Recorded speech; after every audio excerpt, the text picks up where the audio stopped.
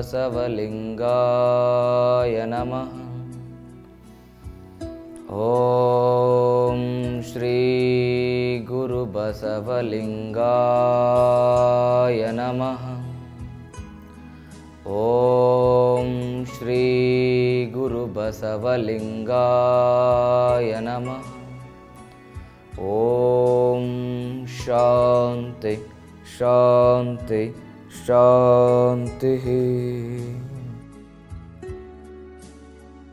ಸರ್ವರಿಗೂ ಅನಂತ ಶರಣು ಶರಣಾರ್ಥಿಗಳು.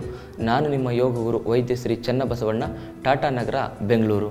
ಸರ್ವ ರೋಗಗಳಿಗೂ ಇಲ್ಲಿದೆ ಸುಲಭ ಆರೋಗ್ಯ ಸೂತ್ರ. ಇದು ಯೋಗ ಸೂತ್ರ ಕಾರ್ಯಕ್ರಮ. ಇವತ್ತಿನ ಈ ಕಾರ್ಯಕ್ರಮದಲ್ಲಿ ಮುಖ್ಯವಾಗಿ ಈ ಥೈರಾಯ್ಡ್ ಸಮಸ್ಯೆಗಾಗಿ ಯಾವೆಲ್ಲ ಪ್ರಾಣಾಯಾಮಗಳನ್ನು ಮಾಡಬೇಕು ಅನ್ನೋದ್ರ ಬಗ್ಗೆ ಹೇಳಿಕೊಡ್ತೇನೆ. ಪ್ರಮುಖವಾಗಿ ಥೈರಾಯ್ಡ್ ಸಮಸ್ಯೆಗೆ ಅತಿ ಮುಖ್ಯವಾಗಿ ಬೇಕಾಗಿರ್ತಕ್ಕಂಥ ಪ್ರಾಣಾಯಾಮ ಯಾವುದು ಅಂತ ಹೇಳಿದ್ರೆ ಕಪಾಲಭಾತಿ. ಆ ಕಪಾಲಭಾತಿ ಮಾಡೋದಕ್ಕಿಂತ ಮೊದಲು ನಾವೇನು ಮಾಡ್ಕೋಬೇಕು, ನಮ್ಮ ಶ್ವಾಸಕೋಶಗಳನ್ನು ಶುದ್ಧಿ ಮಾಡ್ಕೊಂಡಿರಬೇಕು. ಶ್ವಾಸಕೋಶಗಳನ್ನು ಶುದ್ಧಿ ಮಾಡ್ಕೊಂಡಾದ್ಮೇಲೆ ನಾವು ಕಪಾಲಭಾತಿಯನ್ನು ಮಾಡಬೇಕು. ಆ ಶ್ವಾಸಕೋಶದ ಶುದ್ಧೀಕರಣಕ್ಕೋಸ್ಕರ ಯಾವ ಪ್ರಾಣಾಯಾಮ, ಅದುವೇ ಭಸ್ತ್ರಿಕಾ ಪ್ರಾಣಾಯಾಮ.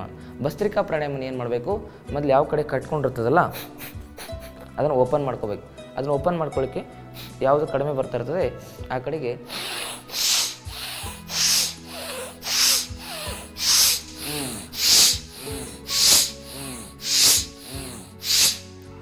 ಹೀಗೆ 21 ಬಾರಿ ಮಾಡಬೇಕು. ಹೀಗೆ ಯಾವ ಕಡೆ ಕಟ್ಕೊಂಡಿರ್ತದಲ್ಲ ಆ ಕಡೆ ಮೊದಲು ಮಾಡಿ, ಅದಾದಮೇಲೆ ಯಾವ ಕಡೆ ಸರಾಗಿರ್ತದಲ್ಲ ಅದು ಒಂದು ಸರಿಗೆ 21 ಸರಿ ಮಾಡಬೇಕು. ಆ ಕಡೆಗೂ ಕೂಡ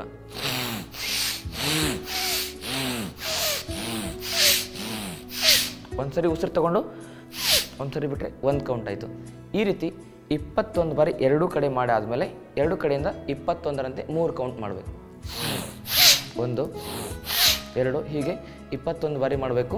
ಅದಾದಮೇಲೆ ಒಂದು ಬ್ರೇಕ್ ತೊಗೋಬೇಕು, ಮತ್ತೊಂದು 21 ಬಾರಿ ಮಾಡಬೇಕು. ಅದಾದಮೇಲೆ ಮತ್ತೊಂದು ಸರಿ ನಿಲ್ಲಬೇಕು, ಮತ್ತೊಂದು 21 ಸರಿ ಮಾಡಬೇಕು. ಅಂತೇಳಿದ್ರೆ 3 ಸರಿ ಮಾಡಬೇಕು. ಹೀಗೆ ಒಂದು ಸರಿ ಮಾಡಿ ತೋರಿಸ್ತೇನೆ ನೋಡಿ.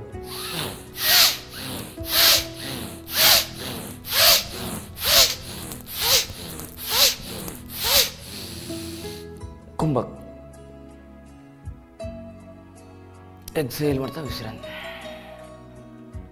ರಿಲ್ಯಾಕ್ಸ್. ಉಸಿರನ್ನು ಗಮನಿಸಬೇಕು, ಗಂಟಲನ್ನು ಗಮನಿಸಬೇಕು. ಶರೀರದಲ್ಲಿ ಆಗ್ತಕ್ಕಂಥ ರಕ್ತ ಸಂಚಾರದ ಬಗ್ಗೆ ಗಮನ ಇರಬೇಕು. ಕಂಠವನ್ನು ಗಮನಿಸಬೇಕು. ನಮ್ಮ ಕಂಠಕ್ಕೆ ವಿಶುದ್ಧಿ ಚಕ್ರ ಅಂತ ಕರೀತಾರೆ. ಇಲ್ಲಿ ಮೇಘನಾದ ಇರ್ತದೆ. ಆ ನಾದದಲ್ಲಿ ಏನಾದರೂ ವ್ಯತ್ಯಾಸ ಆದರೆ ಏನಾಗುತ್ತೆ, ಆ ಸಮಸ್ಯೆ ಬರ್ತದಕ್ಕೆ ನಾವೇನು ಮಾಡಬೇಕು, ಕಂಠವನ್ನು ಗಮನಿಸ್ತಾ ಹೋಗಬೇಕು. ಯಾವಾಗ ಕಂಠವನ್ನು ಗಮನಿಸ್ತೇವೆ ಅವಾಗ ಕಂಠ ಶುದ್ಧಿ ಆಗುತ್ತೆ. ಯಾರ ಕಂಠ ಶುದ್ಧಿ ಇರುತ್ತೆ ಅವ್ರ ಮಾತಿನಲ್ಲಿ ದಮ್ ಇರುತ್ತೆ. ಈ ಕೆಲವು ಜನ ಒದರ್ತಿರ್ತಾರೆ, ಹಂಗೆ ಒದರೋಗತ್ತಾಗ ನಾಯಿ ಒದರ್ದಂಗೆ ಒದರ್ತೀಯ ಅಂತ ಹೇಳ್ತಾರೆ. ಯಾಕಂತೇಳಿದ್ರೆ ಆ ಮಾತಿನಲ್ಲಿ ದಮ್ ಇರಬೇಕು ಅಂತೇಳಿದ್ರೆ ಕಂಠ ಶುದ್ಧವಾಗಿರಬೇಕು. ಅದಕ್ಕೆ ವಾಕ್ ಸಿದ್ಧಿ ಅಂತ ಹೇಳ್ತಾರೆ. ಕೆಲವು ಜನ ಮಾತಾಡಿದ ತಕ್ಷಣ ಆ ಕೆಲಸ ಆಗಿಬಿಡುತ್ತೆ. ಕೆಲವು ಜನ ಏನೇ ಮಾತಾಡಲಿ ಅದು ಹಾಗೆ ಆಗುತ್ತೆ. ಅದಕ್ಕೆ ಸತ್ಯವಾಗಿರ್ತಕ್ಕಂಥ ಕಂಠ ಅಂತ ಹೇಳ್ತಾರೆ. ಇವಾಗ ಏನಾಗಿದ್ದಾರೆ ಅಂತೇಳಿ ಸುಳ್ಳು ಕಂಠಗಳು ಜಾಸ್ತಿ ಆಗಿಬಿಟ್ಟಿದ್ದಾವೆ. ಅದಕ್ಕೆ ಸತ್ಯವಾಗಿರ್ತಕ್ಕಂಥ ಕಂಠ ಇದ್ದರೆ ಮಾತ್ರ ಕಂಠ ಶುದ್ಧಿ ಅಂತ ಕರೀತಾರೆ. ಅದು ತಾತ್ವಿಕವಾಗಿ ಮತ್ತು ಅದೇನಾಯ್ತು ಅಂತೇಳಿದ್ರೆ ಆಧ್ಯಾತ್ಮಿಕವಾಗಿ ಆಯಿತು. ಈಗ ಸತ್ಯಯುತವಾಗಿರ್ತಕ್ಕಂಥ ಕೆಲವೊಂದಿಷ್ಟು ವಿಚಾರಗಳನ್ನ ಹೇಳ್ತೇನೆ ನೋಡಿ. ಈ ನಮ್ಮ ಕಂಠ ಇದೆ ಅಲ್ವಾ, ಇಲ್ಲಿ ಒಂದು ಗ್ರಂಥಿ ಇದೆ ಅಂತ ಹೇಳಿದ್ರೆ ಅದಕ್ಕೆ ಥೈರಾಯ್ಡ್ ಗ್ರಂಥಿ ಅಂತ ಹೇಳ್ತಾರೆ. ಯಾವಾಗ ನಮ್ಮ ಶ್ವಾಸಕೋಶ ಶುದ್ಧಿ ಆಗುತ್ತೆ ಅವಾಗ ಏನಾಗುತ್ತೆ, ಆಟೋಮೆಟಿಕಲಿ ಈ ಭಾಗದಲ್ಲಿರ್ತಕ್ಕಂಥ ಒಂದು ಪೈಪ್ ಇರುತ್ತೆ, ಅದಕ್ಕೆ ಟ್ರೆಕ್ಕಿಯಾ ಅಂತ ಕರೀತಾರೆ. ಶ್ವಾಸದ ನಾಳ ಮತ್ತು ಅನ್ನನಾಳ ಎರಡೂ ಸೇರಿ ಅದಕ್ಕೆ ಟ್ರೆಕ್ಕಿಯಾ ಅಂತ ಕರೀತಾರೆ. ಅದು ಶುದ್ಧವಾಗ್ತಾ ಹೋಗುತ್ತೆ. ಯಾವಾಗ ಅದು ಪೈಪ್ ಶುದ್ಧವಾಗ್ತಾ ಹೋಗುತ್ತೆ ಈ ಭಾಗದಲ್ಲಿರ್ತಕ್ಕಂಥ ಎಲ್ಲ ಸಮಸ್ಯೆಗಳು ವಾಸಿ ಆಗುತ್ತೆ. ನೀವೇನು ಮಾಡ್ತೀರಾ, ಈ ಭಸ್ತ್ರಿಕಾ ಮಾಡಿದ ತಕ್ಷಣ ಉಸಿರನ್ನು ಕುಂಭಕ್ ಮಾಡ್ತಿರಲ್ಲ, ಕುಂಭಕ್ ಮಾಡಿದಾಗ ಇಲ್ಲಿ ಜಾಸ್ತಿ ಗಟ್ಟಿಯಾಗಿ ಹಿಡ್ಕೋಬೇಕು.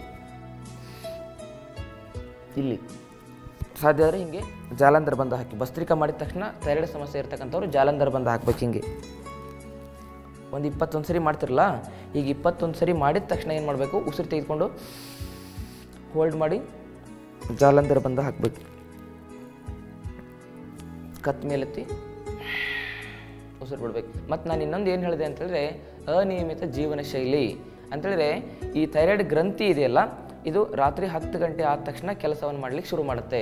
ಯಾವಾಗ ನಾವು ರಾತ್ರಿ 10 ಗಂಟೆ ಆದಮೇಲೂ ಕೂಡ ಎಚ್ಚರ ಇರ್ತೀವಲ್ಲ ಆ ಕೆಲಸ ಮಾಡೋದ್ರಲ್ಲಿ ಏನಾಗುತ್ತೆ, ಅದಕ್ಕೆ ತೊಂದರೆ ಆಗುತ್ತೆ. ಅವಾಗ ಅದು ಕೆಲಸ ಮಾಡೋದನ್ನು ಕಡಿಮೆ ಮಾಡುತ್ತೆ ಅಥವಾ ನಿಲ್ಲಿಸೇ ಬಿಡುತ್ತೆ. ಅದಕ್ಕೆ ಥೈರಾಯ್ಡ್ ಸಮಸ್ಯೆ ಇರೋರು 10 ಗಂಟೆ ಒಳಗಡೆ ಮಲಗ್ತಕ್ಕಂಥ ಅಭ್ಯಾಸವನ್ನು ಮಾಡ್ಕೋಬೇಕು. 10 ಗಂಟೆ ಮೇಲೆ ಮಲಗಿದರೆ ಅದು ಆಗಲ್ಲ, ಯಾಕಂತೇಳಿ ಮೂಲವಾಗಿರ್ತಕ್ಕಂಥ ಕಾರಣ ಅಲ್ಲಿ ಇರುತ್ತೆ. ಇದಾದಮೇಲೆ ಇನ್ನೊಂದು ನಾವು ಅರ್ಥ ಮಾಡ್ಕೊಳ್ಬೇಕಾಗಿರ್ತಕ್ಕಂಥದ್ದು ಏನು ಅಂತೇಳಿದ್ರೆ ಈ ಥೈರಾಯ್ಡ್ ಸಮಸ್ಯೆ ಬಂದಿದೆ ಅಂತ ಹೇಳಿದರೆ ಅದಕ್ಕೆ ಮೂಲವಾಗಿರ್ತಕ್ಕಂಥ ಕಾರಣ ಯಾವುದು ಅಂತ ಹೇಳಿದರೆ ಮುಟ್ಟಿನ ಸಮಸ್ಯೆ. ಮುಟ್ಟಿನ ಸಮಸ್ಯೆ ಬಂದರೆ ಥೈರಾಯ್ಡ್ ಸಮಸ್ಯೆ ಬರುತ್ತೆ, ಥೈರಾಯ್ಡ್ ಸಮಸ್ಯೆ ಬಂದರೆ ಮುಟ್ಟಿನ ಸಮಸ್ಯೆ ಬರುತ್ತೆ. ಈ PCOD ಸಮಸ್ಯೆಗೂ ಮೂಲ ಕಾರಣ ಥೈರಾಯ್ಡ್ ಸಮಸ್ಯೆ, ಥೈರಾಯ್ಡ್ ಸಮಸ್ಯೆಗೆ ಮೂಲ ಕಾರಣ PCOD. ಇವೆಲ್ಲ ಏನಂತ ಹೇಳಿದ್ರೆ ಇಂಟ್ರಿಕೋ ರಿಲೇಟೆಡ್ ಇದ್ದಂಗೆ ಇರ್ತವೆ. ಅದಕ್ಕೆ ಹೆಣ್ಣು ಮಕ್ಕಳಾಗಿರ್ತಕ್ಕಂಥವ್ರು ಮುಟ್ಟಿನ ಸಂದರ್ಭದಲ್ಲಿ ಏನಾದರೂ ಸಮಸ್ಯೆ ಆಗ್ತಾಯಿದ್ರೆ ಅಥವಾ ಇರ್ರೆಗ್ಯುಲರ್ ಆಗ್ತಾಯಿದ್ರೆ ಏನು ಮಾಡಬೇಕು ಅಂತ ಹೇಳಿದರೆ ಬಳೆಯನ್ನು ಹಾಕೋಬೇಕು ಜಾಸ್ತಿ. ಈಗ ಬಳೆ ಹಾಕೊಳ್ಳೋರೆ ಇಲ್ದಂಗೆ ಆಗೋಗ್ಬಿಟ್ಟಿದೆ. ಯಾವಾಗ ನಾವು ಬಳೆ ಹಾಕ್ಕೊಳ್ತೇವೆ ಆವಾಗ ಏನಾಗುತ್ತೆ, ನಮ್ಮ ಗರ್ಭಕೋಶ ಚೆನ್ನಾಗಿರುತ್ತೆ. ಯಾವಾಗ ನಾವು ಬಳೆ ಹಾಕ್ಕೊಳ್ತೀವಿ ಇಲ್ಲಿ ಅಕ್ಯುಪ್ರೆಷರ್ ಆಗ್ತಾ ಇರುತ್ತೆ. ಈಗ ಬಳೆ ಹಾಕ್ಕೊಳ್ಳದೆ ಇರತಕ್ಕಂಥ ಸಮಯದಲ್ಲಿ ಏನಾಗ್ತದೆ, ಹೆಣ್ಣು ಮಕ್ಕಳಿಗೆ ಮುಟ್ಟಿನ ಸಮಸ್ಯೆ ಬರ್ತಾಯಿದೆ. ಮುಟ್ಟಿನ ಸಮಸ್ಯೆಯಿಂದ ಥೈರಾಯ್ಡ್ ಸಮಸ್ಯೆ ಬರುತ್ತೆ, ಥೈರಾಯ್ಡ್ ಸಮಸ್ಯೆಯಿಂದ ಮುಟ್ಟಿನ ಸಮಸ್ಯೆ ಬರುತ್ತೆ. ಅದಕ್ಕೆ ಬಳೆ ಹಾಕೋಬೇಕು, ಇಲ್ಲಿ ಒತ್ಕೋಬೇಕು ಹಿಂಗೆಲ್ಲ, ಅಂದರೆ ಥೈರಾಯ್ಡ್ ಸಮಸ್ಯೆ ಕಡಿಮೆ ಆಗುತ್ತೆ. ಥೈರಾಯ್ಡ್ ಸಮಸ್ಯೆಗೆ ಅತಿ ಮುಖ್ಯವಾಗಿರ್ತಕ್ಕಂಥ ಕಾರಣ ಯಾವುದು ಅಂತ ಹೇಳಿದರೆ ಅದು ಆಹಾರ ಪದ್ಧತಿ. ಆಹಾರ ಪದ್ಧತಿ ಯಾವಾಗ ನಾವು ಈ ಥೈರಾಯ್ಡ್ ಸಮಸ್ಯೆಗೆ ಬರ್ತಕ್ಕಂಥ ಆಹಾರ ಪದಾರ್ಥಗಳನ್ನು ತಿಂತೀವಿ ಅಂತ ಹೇಳಿದ್ರೆ ಈ ಹೂಕೋಸು ಅಂತ ಕರೀತಾರೆ ನೋಡಿ, ಹೂಕೋಸನ್ನು ತಿನ್ನೋದ್ರಿಂದ ಥೈರಾಯ್ಡ್ ಜಾಸ್ತಿ ಆಗ್ತಾ ಹೋಗುತ್ತೆ. ಈಗ ನಾನು ಹೇಳಿದ್ನಲ್ಲ ಮೊದಲೇ ಅಯೋಡಿನ್ ಉಪ್ಪನ್ನು ತಿನ್ನಬಾರ್ದಂತ, ಅಯೋಡಿನ್ ಉಪ್ಪು ತಿಂದೆ ಸೈಂಧವ ಲವಣ ತಿನ್ನಬೇಕು, ಅದನ್ನು ತಿನ್ನೋದ್ರಿಂದ ಥೈರಾಯ್ಡ್ ಸಮಸ್ಯೆ ಕಡಿಮೆ ಆಗುತ್ತೆ. ಮತ್ತು ಥೈರಾಯ್ಡ್ ಸಮಸ್ಯೆ ಬಂದಿದೆ ಅಂತ ಹೇಳಿದರೆ ಮುಖ್ಯವಾಗಿ ನಾವು ಕಂಠ ಶುದ್ಧಿಯನ್ನು ಮಾಡ್ಕೋಬೇಕಾಗುತ್ತೆ. ಕಂಠ ಶುದ್ಧಿಯನ್ನು ಮಾಡ್ಕೊಳ್ಳಿಕ್ಕೆ ಈ ಭಸ್ತ್ರಿಕಾ ಪ್ರಾಣಾಯಾಮ ಒಂದು ಕೂಡ ಹೆಲ್ಪ್ ಆಗುತ್ತೆ. ಇನ್ನೊಂದು ಪ್ರಾಣಾಯಾಮದ ಅತಿ ಮುಖ್ಯವಾಗಿರ್ತಕ್ಕಂಥ ವಿಶ್ಲೇಷಣೆಯನ್ನು ಕೊಡ್ತೇನೆ ಒಂದು ಚಿಕ್ಕ ವಿರಾಮದ ನಂತರ.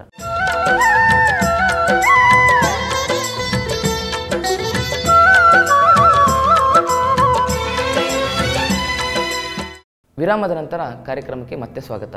ಈಗ ನಾನು ನಿಮ್ಗೆ ಹೇಳ್ಕೊಡ್ತಾ ಇರತಕ್ಕಂಥ ಪ್ರಾಣಾಯಾಮ ಯಾವುದು ಅಂತ ಹೇಳಿದ್ರೆ ಇದಕ್ಕೆ ಕಪಾಲಭಾತಿ ಅಂತ ಕರೀತಾರೆ. ಕಪಾಲಭಾತಿ ಮಾಡೋದ್ರಿಂದ ಏನಾಗುತ್ತೆ ಅಂತ ಹೇಳಿದ್ರೆ ನಮ್ಮ ಥೈರಾಯ್ಡ್ ಗ್ರಂಥಿಯಲ್ಲಿ ಜೀವಕೋಶಗಳ ಪುನರುತ್ಪತ್ತಿ ಆಗುತ್ತೆ. ಮತ್ತು ಕಪಾಲಭಾತಿ ಮಾಡೋದ್ರಿಂದ ಥೈರಾಯ್ಡ್ ಸಮಸ್ಯೆ ಸಂಪೂರ್ಣವಾಗಿ ಸರಿಯಾಗುತ್ತೆ. ಅದಕ್ಕೆ ಒಂದು ಮುದ್ರೆ ಮುಖಾಂತರ ಮಾಡಬೇಕು. ಈ ಥೈರಾಯ್ಡ್ ಸಮಸ್ಯೆಗಾಗಿ ಒಂದು ಮುದ್ರೆ ಇದೆ, ಅದಕ್ಕೆ ಏನು ಹೇಳ್ತಾರೆ ಅಂತ ಹೇಳಿದ್ರೆ ಶಂಖ ಮುದ್ರೆ ಅಂತ ಹೇಳ್ತಾರೆ. ಆ ಮುದ್ರೆ ಯಾವುದು ನೋಡಿ, ಈ ಎಡಗೈ ಇದು ಎಡಗೈ ಅಲ್ವಾ, ಈ ಎಡಗೈನ ಹಿಂಗೆ ಇಟ್ಕೋಬೇಕು. ಹಿಂಗೆ ಇಟ್ಕೊಂಡ್ಮೇಲೆ ಇದರೊಳಗಡೆ ಈ ಥರ ಬಳ್ಳ ಹಾಕ್ಬೇಕು. ಎಡಗೈಯಲ್ಲಿ ಬಲಗೈ ಹೆಬ್ಬೆಲ್ಲ ಹಿಂಗೆ ಇಟ್ಕೋಬೇಕು, ಎಡಗೈಯನ್ನು ಹಿಂಗೆ ಮಡಚ್ಕೋಬೇಕು. ಈ ಬಳ್ಳು ನೇರವಾಗಿರುತ್ತೆ.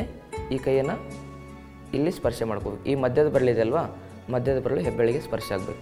ನೋಡಿ ಶಂಖಾಕೃತಿ ಇದೆ, ಶಂಖದ ಆಕೃತಿಯೇ ಇದೆ ಇದು ಅಲ್ವಾ. ಇದೇ ರೀತಿ ನಾವೇನು ಮಾಡಬೇಕು, ಹೃದಯ ಸ್ಥಾನಕ್ಕೆ ತೆಗೆದುಕೊಂಡು ಬರಬೇಕು. ಈ ರೀತಿ ಕುತ್ಕೊಂಡಾದ್ಮೇಲೆ ಕಪಾಲಭಾತಿ ಅಭ್ಯಾಸ ಮಾಡಬೇಕು. ಹೆಂಗೆ,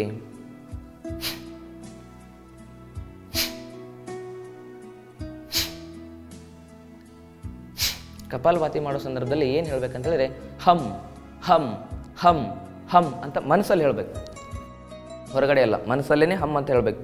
ಹಮ್ ಅಂತ ಹೇಳಿದ್ರೆ ನಮ್ಮ ವಿಶುದ್ಧಿ ಚಕ್ರದ ಮೂಲ ಮಂತ್ರ ಅದು, ಅದನ್ನು ಹೇಳಬೇಕು ಮನಸ್ಸಲ್ಲಿ.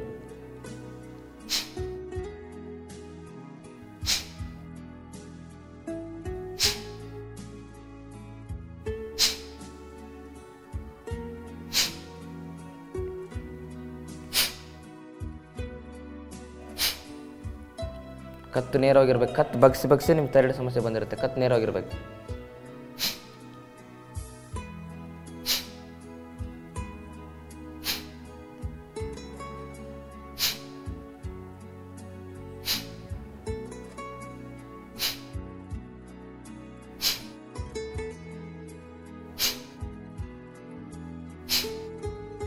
ನಿಧಾನ ವಾಪಸ್ ಬನ್ನಿ. ಹೀಗೆ ಒಂದು 15 ನಿಮಿಷ ಮಾಡಬೇಕು. 15 ನಿಮಿಷ ಈ ಕಪಾಲಭಾತಿ ಮಾಡಿ ಆದಮೇಲೆ ಕಪಾಲಭಾತಿ ಮಾಡ್ತಾನೆ ಈ ಕೈಯಲ್ಲಿ ಹಿಂಗೆ ಇಟ್ಕೋಬೇಕು. ಹಿಂಗೆ ಇದು ಅಕ್ಯುಪ್ರೆಷರ್ ಇನ್ಸ್ಟ್ರೂಮೆಂಟ್, ಇದು ಸಿಗುತ್ತೆ. ಅಕಸ್ಮಾತ್ ಇದು ಸಿಗಲಿಲ್ಲ ಅಂತ ಹೇಳಿದ್ರೆ ನಿಮ್ಮ ಕೈಯಲ್ಲೇ ಒತ್ಬೋದು. ಇದು ಸಿಗುತ್ತೆ ಈ ಥರದ್ದು. ಇದನ್ನೇನು ಮಾಡಬೇಕು, ಈ ಬೆರಳಿಗೆ ಹಾಕ್ಕೋಬೇಕು. ಹಿಂಗೆ ಹಾಕ್ಕೊಂಡ್ಮೇಲೆ ಇದನ್ನೇನು ಮಾಡ್ಕೋಬೇಕಂತೇಳಿ ಇಲ್ಲಿ ಪ್ರೆಸ್ ಮಾಡ್ಕೋಬೇಕು. ಇಲ್ಲಿ ಥೈರಾಯ್ಡ್ ಗ್ರಂಥಿಗೆ ಇಲ್ಲಿ ಪಾಯಿಂಟ್ ಇರುತ್ತೆ. ಹಿಂಗೆ ಇಟ್ಕೊಂಡು ಗಟ್ಟಿಯಾಗಿ ಪ್ರೆಸ್ ಮಾಡಿಕೊಂಡು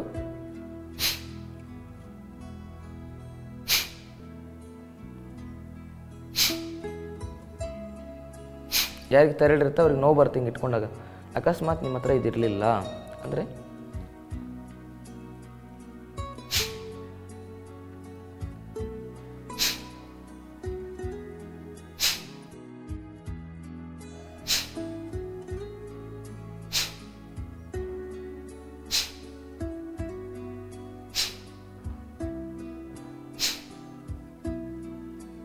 ಎಡಗೈಲೇ ಹಿಂಗೆ ಪ್ರೆಸ್ ಮಾಡ್ಕೋಬೇಕು. ಅದಾದಮೇಲೆ ಇನ್ನೊಂದು ಪಾಯಿಂಟ್ ಇದೆ ಇಲ್ಲಿ, ಈ ಭಾಗದಲ್ಲಿ ಇಲ್ಲಿದೆ ಅಲ್ವಾ, ಈ ಭಾಗದಲ್ಲಿ ಪಾಯಿಂಟ್ ಇದೆ. ಇಲ್ಲಿ ಪ್ರೆಸ್ ಮಾಡಿಕೊಂಡಾಗ ಥೈರಾಯ್ಡ್ ಸಮಸ್ಯೆಯವರೆಗೂ ವಿಪರೀತ ನೋವು ಬರುತ್ತೆ. ಅಕಸ್ಮಾತ್ ಇಲ್ಲಿ ನೋವು ಬಂತು ಅಂತ ಹೇಳಿದ್ರೆ ಥೈರಾಯ್ಡ್ ಸಮಸ್ಯೆ ಬರ್ತಾ ಇದೆ ಅಂತ ಅರ್ಥ. ಇಲ್ಲಿ ಪ್ರೆಸ್ ಮಾಡ್ಕೋಬೇಕು, ಹೀಗೆ ಇದನ್ನು ಪ್ರೆಸ್ ಮಾಡ್ಕೊಂಡು ಏನು ಮಾಡ್ಕೋಬೇಕು, ಹೀಗೆ ಇಟ್ಕೊಂಡು ಹೀಗೆ ಪ್ರೆಸ್ ಮಾಡಿಕೊಂಡು ಕಪಾಲಭಾತಿ ಮಾಡಬೇಕು.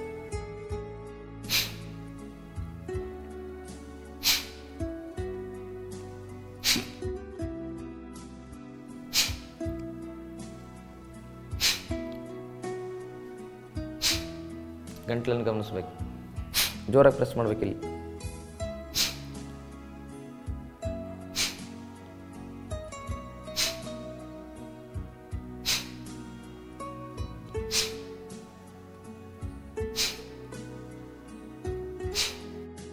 ರಿಲ್ಯಾಕ್ಸ್, ದೀರ್ಘ ಉಸಿರಾಡಿ. ನಿಮ್ಮ ಗಂಟಲಿನ ಭಾಗವನ್ನು ಗಮನಿಸ್ತಾ ಹೋಗಿ. ತಲೆ, ಕುತ್ತಿಗೆ, ಬೆನ್ನು ಹುರಿ ನೇರವಾಗಿರಲಿ. ಗಂಟಲನ್ನು ಗಮನಿಸ್ತಾ ಹೋಗಿ.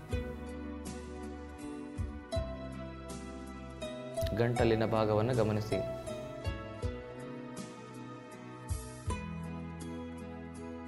ಅಲ್ಲಿ ಪ್ರೆಸ್ ಮಾಡೋದ್ರಿಂದ ಏನಾಗುತ್ತೆ, ಥೈರಾಯ್ಡ್ ಸಮಸ್ಯೆ ಸಂಪೂರ್ಣವಾಗಿ ವಾಸಿ ಆಗುತ್ತೆ. ಅದಾದಮೇಲೆ ಹೀಗೆ ಇಟ್ಕೋಬೇಕು, ಕೈನ ಹಿಂಗೆ ಈ ರೀತಿ ಉಜ್ಬೇಕು, ಹಿಂಗೆ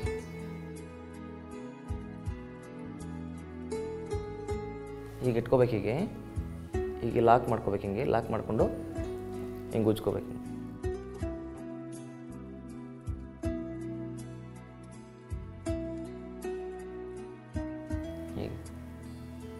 ಹೀಗೆ ಉಜ್ತಾ ಏನು ಮಾಡಬೇಕು, ಕಪಾಲಭಾತಿ ಮಾಡಬೇಕು.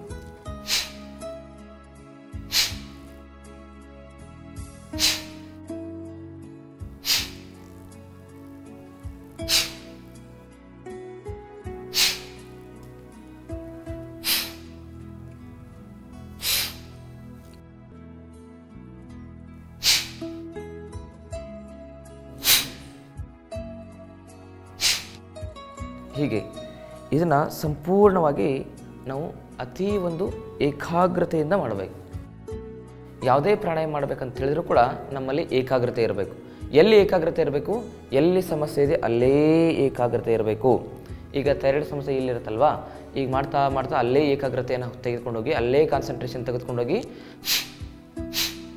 ಮಾಡೋದು. ಶಂಖ ಮುದ್ರೆ ಮಾಡೋ ಟೈಮಲ್ಲೂ ಕೂಡ ಅಲ್ಲೇ ಕಾನ್ಸಂಟ್ರೇಷನ್ ಇರಬೇಕು. ಮತ್ತು ಈ ರೀತಿ ಪ್ರೆಸ್ ಮಾಡಿಕೊಂಡು ಮಾಡೋ ಸಂದರ್ಭದಲ್ಲಿ ಕೂಡ ಅಲ್ಲೇ ಕಾನ್ಸಂಟ್ರೇಷನ್ ಇರಬೇಕು. ಇಲ್ಲಿ ಪ್ರೆಸ್ ಮಾಡ್ಕೊಂಡು ಮಾಡೋದ್ರಲ್ಲೂ ಕೂಡ ಅಲ್ಲೇ ಕಾನ್ಸಂಟ್ರೇಷನ್ ಇರಬೇಕು. ಇವೆಲ್ಲ ಅಕ್ಯುಪ್ರೆಷರ್ ಪಾಯಿಂಟ್ಸ್ ಅಂತ ಹೇಳ್ತಾರೆ. ಈ ಅಕ್ಯುಪ್ರೆಷರ್ ಪಾಯಿಂಟ್ಸು, ಮುದ್ರೆ, ಇದ್ರ ಮೂಲಕ ಏನಾದರೂ ನಾವು ಕಪಾಲಭಾತಿ ಮಾಡಿದರೆ ಥೈರಾಯ್ಡ್ ಸಮಸ್ಯೆ ವಾಸಿ ಆಗೋದಂತೂ ಗ್ಯಾರಂಟಿ. ಅದಕ್ಕೆ ಇದನ್ನು ನೀವು ಹೆಚ್ಚು ಪ್ರಾಕ್ಟೀಸ್ ಮಾಡಬೇಕು. ಭಸ್ತ್ರಿಕಾ ಪ್ರಾಣಾಯಾಮ ಪ್ರಾಕ್ಟೀಸ್ ಮಾಡಲಿಕ್ಕೆ ಒಂದು 5 ರಿಂದ 10 ನಿಮಿಷ ಬೇಕಾಗುತ್ತೆ. ಕಪಾಲಭಾತಿಯನ್ನು ಒಂದು 15 ರಿಂದ 20 ನಿಮಿಷ ಅಭ್ಯಾಸ ಮಾಡಬೇಕು. ಹಾಗಾಗಿ ಈ ಥೈರಾಯ್ಡ್ ಸಮಸ್ಯೆಗೆ ಬೇಕಾಗಿರ್ತಕ್ಕಂಥ ಇನ್ನೊಂದು ಅತಿ ಉಪಯುಕ್ತವಾಗಿರ್ತಕ್ಕಂಥ ಪ್ರಾಣಾಯಾಮ ಇದೆ. ಅದರ ಬಗ್ಗೆ ಸಂಪೂರ್ಣವಾಗಿರ್ತಕ್ಕಂಥ ಮಾಹಿತಿಯನ್ನು ಕೊಡ್ತೇನೆ. ಒಂದು ಚಿಕ್ಕ ವಿರಾಮವನ್ನು ತೆಗೆದುಕೊಂಡು ಬರೋಣ.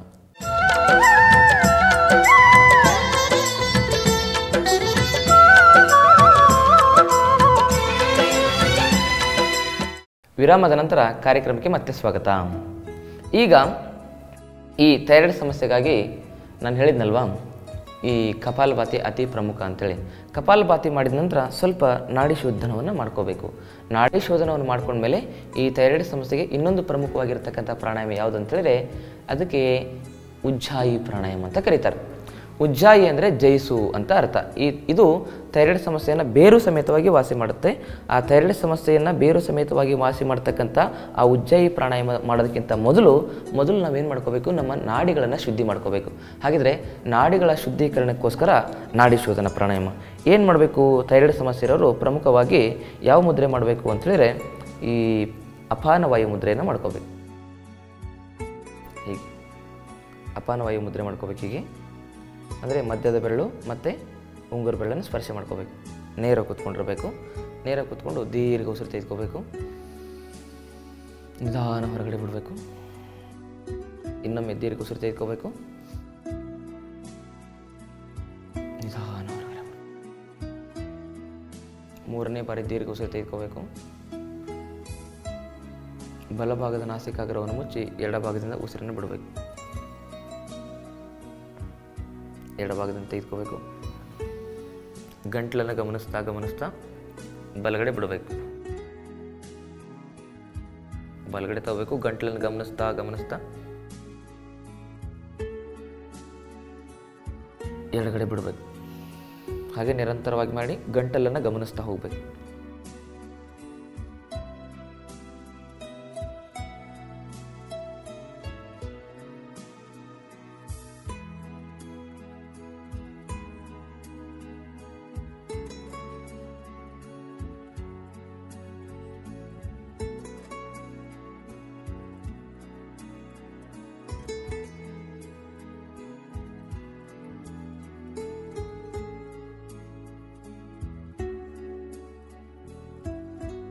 ಉಸಿರು ತೆಗೆದುಕೊಳ್ತಾ ಹಮ್ ಅನ್ಬೇಕು, ಉಸಿರು ಬಿಡ್ತಾ ಓಂ ಅಂತ ಹೇಳ್ಬೇಕು ಮನಸ್ಸಲ್ಲಿ.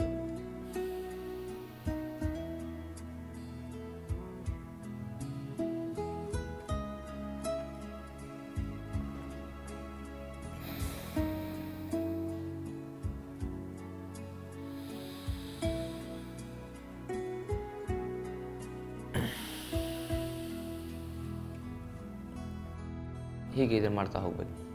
ಎಡಗಡೆ ಪ್ರಾರಂಭ ಮಾಡಿ ಎಡಗಡೆನೇ ಕೊನೆ ಮಾಡಬೇಕು. ಇದಾದ ಮೇಲೆ ಉಜ್ಜಯಿ ಪ್ರಾಣಾಯಾಮ ಮಾಡಬೇಕು. ಉಜ್ಜಯಿ ಹೇಗೆ, ಈ ಶಂಖ ಮುದ್ರೆ ಇಟ್ಕೋಬೇಕು. ಮೊದಲು ಶಂಖ ಮುದ್ರೆ ಇಟ್ಕೊಂಡು ನೇರ ಕೂತ್ಕೋಬೇಕು.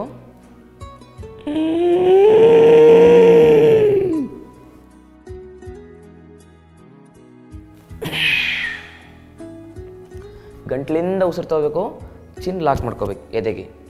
ನೋಡಿ,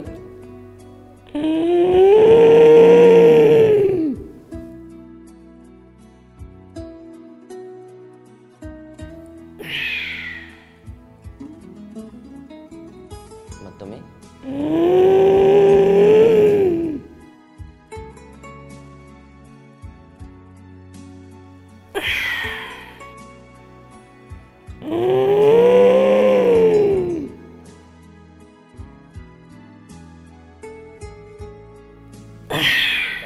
ಇದನ್ನು ಎಷ್ಟು ನಿಮಿಷ ಮಾಡ್ಬೇಕಂತ ಹೇಳಿದ್ರೆ ಮಿನಿಮಮ್ ಒಂದು 10 ನಿಮಿಷ ಮಾಡಬೇಕು. ಇದನ್ನು ಮಾಡಿದಾಗ ಏನಾಗುತ್ತೆ ಅಂತ ಹೇಳಿದ್ರೆ ನಮ್ಮ ಕಂಠದಲ್ಲಿರ್ತಕ್ಕಂಥ ಎಲ್ಲ ಗ್ರಂಥಿಗಳು, ಕಂಠ ಭಾಗದಲ್ಲಿರ್ತಕ್ಕಂಥ ಎಲ್ಲ ಗ್ರಂಥಿಗಳೇನಾಗುತ್ತೆ, ಶುದ್ಧಿ ಆಗುತ್ತೆ. ಇದಕ್ಕೆ ಉಜ್ಜಾಯಿ ಪ್ರಾಣಾಯಾಮ ಅಂತ ಕರೀತಾರೆ. ಇದು ಅತಿ ಮುಖ್ಯವಾಗಿರ್ತಕ್ಕಂಥದ್ದು. ಈ ಧನಿಯಾ ಎಲೆ ಬರ್ತದೆ ನೋಡಿ, ಕೊತ್ತಂಬರಿ ಎಲೆ, ಕೊತ್ತಂಬರಿ ಸೊಪ್ಪಿನ ಎಲೆ, ಅದನ್ನು ಜ್ಯೂಸ್ ಮಾಡಬೇಕು. ಒಂದು 30 ಗ್ರಾಮ್ ಎಲೆಯನ್ನು ಏನು ಮಾಡಬೇಕು, ಒಂದು ಗ್ಲಾಸ್ ನೀರಿಗೆ ಹಾಕಿ ಚೆನ್ನಾಗಿ ಮಿಕ್ಸಿ ಹೊಡೆದ್ಬಿಟ್ಟು ಅದನ್ನು ಜ್ಯೂಸ್ ಮಾಡಿಕೊಂಡು ಬೆಳಗ್ಗೆ ಒಂದು ಕಪ್ ಕುಡಿದ್ಬಿಟ್ರೆ ಯಾರಿಗೆ ಹಿಮೋಗ್ಲೋಬಿನ್ ಕಡಿಮೆ ಇರ್ತದೆ ಅದು ಜಾಸ್ತಿ ಆಗುತ್ತೆ. ಮತ್ತು ಥೈರಾಯ್ಡ್ ಸಮಸ್ಯೆಗೆ ಅತಿ ಉಪಯುಕ್ತವಾಗಿ ಇದು ಕಾರ್ಯನಿರ್ವಹಿಸುತ್ತೆ. ಏನು ಹೇಳಿ, ಧನಿಯಾ ಎಲೆಗಳು. ಇದನ್ನು ನೀವು ಮಾಡ್ತಾ ಹೋಗಬೇಕು. ಇದನ್ನು ನೀವು ಮಾಡ್ತಾ ಹೋದ್ರೆ ಏನಾಗುತ್ತೆ ಅಂತ ಹೇಳಿದ್ರೆ ನ್ಯಾಚುರಲ್ ಆಗಿ ಥೈರಾಯ್ಡ್ ಗ್ರಂಥಿ ತನ್ನ ಕೆಲಸವನ್ನು ಶುರು ಮಾಡುತ್ತೆ. ಮತ್ತು ಥೈರಾಯ್ಡ್ ಸಮಸ್ಯೆ ಇರ್ತಕ್ಕಂಥವ್ರು ಸ್ಟ್ರಿಕ್ಟ್ಲಿ ಟೀ ಕಾಫಿ ಕುಡಿಬಾರ್ದು. ನಾನು ಹೇಳಿದ್ನಲ್ಲ, ಧನಿಯಾ ಕಷಾಯ ಕುಡಿಬೇಕು. ಮತ್ತು ಅದಾದಮೇಲೆ ಥೈರಾಯ್ಡ್ ಸಮಸ್ಯೆ ಇದ್ದಾಗ ನಾವೇನು ಮಾಡ್ಕೋಬೇಕಂತ ಹೇಳಿದ್ರೆ ಒಂದು ಬಿಸಿ ನೀರಿನ ಗಾರ್ಗಲಿಂಗ್ ಮಾಡ್ಕೋಬೇಕು. ಈ ಉಗುರು ಬೆಚ್ಚನ ನೀರು ಇರ್ತದಲ್ಲ, ಆ ಉಗುರು ಬೆಚ್ಚನ ನೀರನ್ನ ಗಂಟ್ಲಿಗೆ ಹಾಕ್ಕೊಂಡು ಮಾಡಬೇಕು. ಅದರಲ್ಲಿ ಸೈಂಧವ ಲವಣ ಹಾಕಿರಬೇಕು. ಹಾಗೆ ಗಾರ್ಗಲಿಂಗ್ ಮಾಡಿ ಉಗಿಬೇಕು. ಅಂದರೆ ಏನಾಗುತ್ತೆ, ಅದು ಶುದ್ಧವಾಗ್ತಾ ಹೋಗುತ್ತೆ. ಅಕಸ್ಮಾತ್ ಅಲ್ಲೇನಾದರೂ ಇನ್ಫೆಕ್ಷನ್ ಇದ್ದರೆ ಥೈರಾಯ್ಡಲ್ಲಿ, ಥೈರಾಯ್ಡ್ ಗ್ರಂಥಿಯಲ್ಲಿ ಇನ್ಫೆಕ್ಷನ್ ಆಗಿದ್ರೆ, ಅದು ಊತ ಬಂದಿದ್ರೆ ಏನು ಮಾಡ್ಬೇಕಂತ ಹೇಳಿದ್ರೆ ಈ ಹಸಿ ಅರಿಶಿನದ ರಸ ಇರ್ತದಲ್ಲ, ಆ ರಸವನ್ನು ಏನು ಮಾಡಬೇಕು, ಗಂಟ್ಲಿಗೆ ಹಿಂಡಿ ಬಿಡ್ಬೇಕು.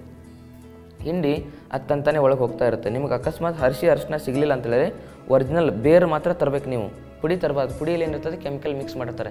ಅರಿಶಿನದ ಕೊಂಬಿನ ಪೌಡ್ರ್ ಮಾಡಿಬಿಟ್ಟು ಅದನ್ನೇನು ಮಾಡಬೇಕು, ಹೀಗೆ ಗಂಟ್ಲಿಗೆ ಹಾಕೊಂಡ್ಬಿಡ್ಬೇಕು. ಅದೇನು ಮಾಡುತ್ತೆ, ನಮ್ಮ ಸಲೈವ ಜೊತೆಗೆ ನಮ್ಮ ಜೊಲ್ಲಿನ ಜೊತೆಗೆ ತಂತಾನೆ ಒಳಗಡೆ ಹೋಗ್ತಾ ಇರುತ್ತೆ. ಅದನ್ನು ಮಾಡಿದರೂ ಕೂಡ ನಮ್ಮ ಥೈರಾಯ್ಡ್ ಸಮಸ್ಯೆ ಕಡಿಮೆ ಆಗುತ್ತೆ. ಅದಾದಮೇಲೆ ಇನ್ನೊಂದು ಏನು ಮಾಡಬೇಕಾಗಿದೆ ಅಂತ ಹೇಳಿದ್ರೆ, ನಾವು ಈ ಥರ ಒಂದು ರಿಂಗ್ ಬರುತ್ತೆ, ಇದನ್ನು ಹಿಂಗೆ ಹಾಕ್ಕೊಂಡ್ಬಿಡ್ಬೇಕು. ಇಲ್ಲಿ ಹಾಕ್ಕೊಂಡಾಗ ಇಲ್ಲಿ ಒತ್ತತ್ತಿದ್ದು ನೋಡಿ, ಹೆಂಗಾಗಿದೆ ನೋಡಿ, ಮಾರ್ಕ್ ಆಗಿದೆ ಅಲ್ವಾ ನೋಡಿ. ಈ ಥರ ಒಂದು ಎಕ್ಯುಪ್ರೆಷರ್ ರಿಂಗ್ ಬರುತ್ತೆ, ಅದನ್ನು ಇಲ್ಲೇ ಮೂಮೆಂಟ್ ಮಾಡ್ತಾ ಇರಬೇಕು ಜಾಸ್ತಿ.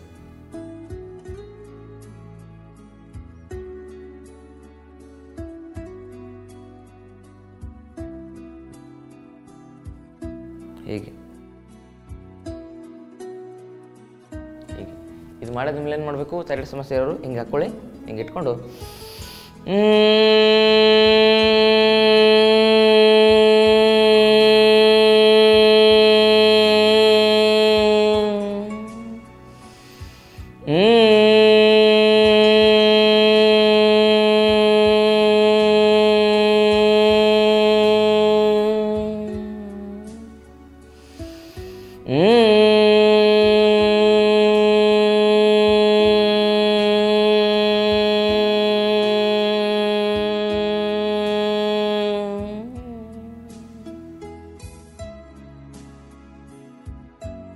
ಭ್ರಾಮರಿ ಪ್ರಾಣಾಯಾಮ. ಇಷ್ಟೆಲ್ಲ ಪ್ರಾಣಾಯಾಮವನ್ನು ಮಾಡಬೇಕು. ಮತ್ತು ಗಂಟಲು ಸ್ವಲ್ಪ ತಣ್ಣಗಿರಲಿಕ್ಕೆ ಸದಂತ, ಶೀತಲಿ, ಶೀತಕಾರಿ,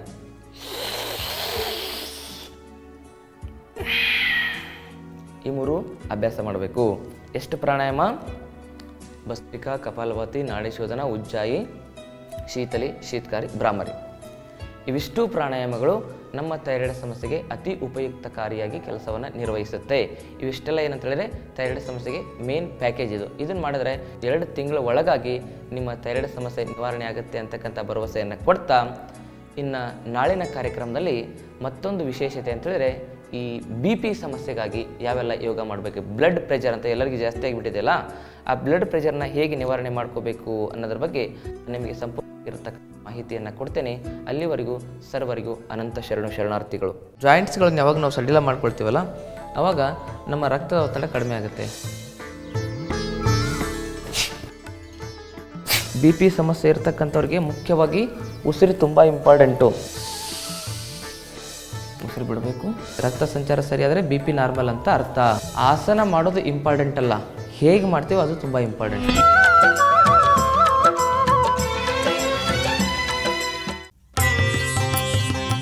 ಗುಣವಾಗದ ನಿಮ್ಮ ಎಲ್ಲ ಕಾಯಿಲೆಗಳಿಗೆ ಇಲ್ಲಿ ಚಿಕಿತ್ಸೆ ನೀಡಿ ಪರಿಹಾರ ಒದಗಿಸಲಾಗುವುದು. ಯೋಗ ನಿಸರ್ಗ ಚಿಕಿತ್ಸೆ ಹಾಗೂ ಆಯುರ್ವೇದ ಚಿಕಿತ್ಸಾ ತರಬೇತಿಗಾಗಿ ಸಂಪರ್ಕಿಸಿ ವೈದ್ಯ ಶ್ರೀ ಚನ್ನಬಸವಣ್ಣ, ಶ್ರೀ ಗಂಗಾ ಯೋಗ ನಿಸರ್ಗ ಚಿಕಿತ್ಸಾ ಹಾಗೂ ಆಯುರ್ವೇದ ಸಂಶೋಧನಾ ಕೇಂದ್ರ, ನಂಬರ್ 13, 6ನೇ ಮುಖ್ಯ ರಸ್ತೆ, ಟಾಟಾ ನಗರ ವೃತ್ತ, ಬಾಲಾಜಿ ಲೇಔಟ್, ಸಹಕಾರ ನಗರದ ಹತ್ತಿರ, ಕೊಡುಗೆಹಳ್ಳಿ ಮುಖ್ಯ ರಸ್ತೆ, ಬೆಂಗಳೂರು 560094. ದೂರವಾಣಿ ಸಂಖ್ಯೆ 9980277973 ಅಥವಾ 7337618850.